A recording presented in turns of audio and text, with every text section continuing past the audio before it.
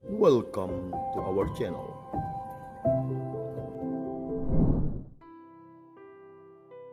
Selamat pagi saudara-saudariku yang terkasih di dalam Tuhan Yesus Kristus. Bertemu lagi dengan saya Frater Andri dengan Ria Sabda edisi Kamis 2 Maret 2023. Bacaan Injil diambil dari Injil Matius. Saudara terkasih, mintalah maka kamu akan diberi, carilah maka kamu akan mendapat. Begitu ajakan dan undangan Yesus yang baru kita dengar dalam bacaan Injil. Pernyataan Yesus ini bermanfaat bagi hidup kita. Apakah kita mempunyai suatu permintaan kepada Allah? Bapa yang sekarang ini kita imani. Apakah kita sedang mencari sesuatu yang berharga dan juga bermakna di dalam hidup kita? Saudara-saudariku yang terkasih, dalam bacaan pertama kita mendengar pengalaman dan doa Ester. Dikala bahaya maut menyerang, Ratu Ester pun berlindung pada Tuhan. Bagaimana dengan kita? Apakah kita juga mau berlindung kepada Tuhan? Atau sebaliknya, kita semakin jauh dari Tuhan? Di dalam bacaan Injil hari ini, para murid Yesus memperkenalkan Allah sebagai Bapa yang baik hati, senantiasa memperhatikan kehidupan anak-anaknya. Bagaimana dengan diri kita? Apakah selama ini Yesus juga dapat kita rasakan di dalam keluarga kita masing-masing? Apakah Yesus juga memperhatikan kehidupan kita, memperhatikan keluarga kita? Dan apakah kita merasakan hal tersebut? Atau sebaliknya, kita merasa tidak membutuhkan Tuhan Yesus di dalam kehidupan kita?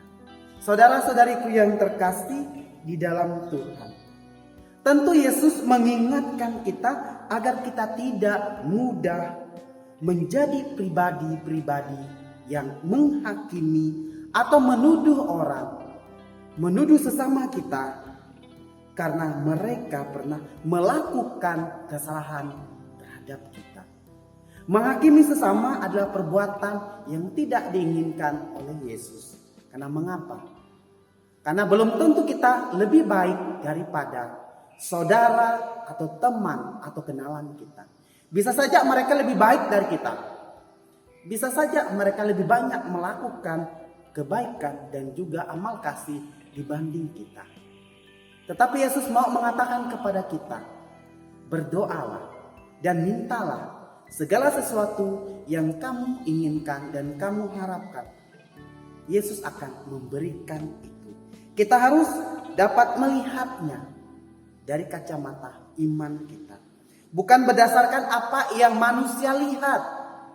Seringkali apa yang dilihat oleh manusia itu kerap kali keliru, tidak selalu benar. Karena mereka melihatnya dari kacamata mereka sebagai manusia. Tetapi jika Allah berbeda, karena Allah melihatnya dari kacamata imannya.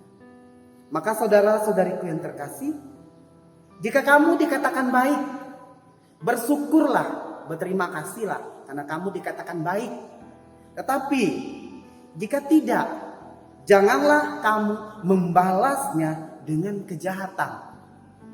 Karena Yesus tahu siapa dirimu yang sesungguhnya. Karena Yesus tahu siapa dirimu di hadapannya. Segala kekurangan, kelebihan, dan juga bakat atau talenta yang kita miliki, Yesus tahu. Maka jangan pernah membalas kejahatan dengan kejahatan. Karena itu akan menghancurkan kehidupan kita, menghancurkan harapan kita, bahkan menghancurkan panggilan hidup kita bagi kaum berjubah. Kalau kita sering berpandangan jahat terhadap orang lain, begitu juga kita sebagai seorang awam, kita selalu berpikir jahat atau berpikir negatif dan juga menghakimi sama kita. Justru itu akan menghancurkan kehidupan kita, menghancurkan relasi kita dengan sesama.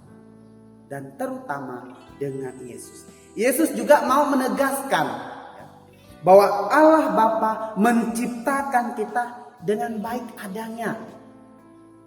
Maka hendaknya kita bertumbuh dan berbuah dalam kebaikan. Bukan malah membenci, menghakimi. Karena Tuhan mengasihi pendosa yang bertobat. Bapak Ibu saudara-saudari yang terkasih, ingat tidak? Seorang penjahat yang berada di sisi Yesus. Ada salah satu yang bertobat. Mengapa dia mau bertobat? Karena dia percaya bahwa Yesus adalah satu-satunya yang menyelamatkannya. Yesus satu-satunya yang nantinya akan membawanya kepada Firdaus yang diinginkan oleh setiap kita. Maka ketika kita melakukan kesalahan, satu caranya adalah menyesali dan mengakui segala dosa dan kesalahan kita di hadapan Tuhan.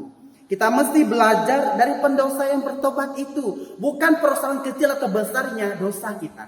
Tapi maukah kita bertobat? Maukah kita menyesalinya?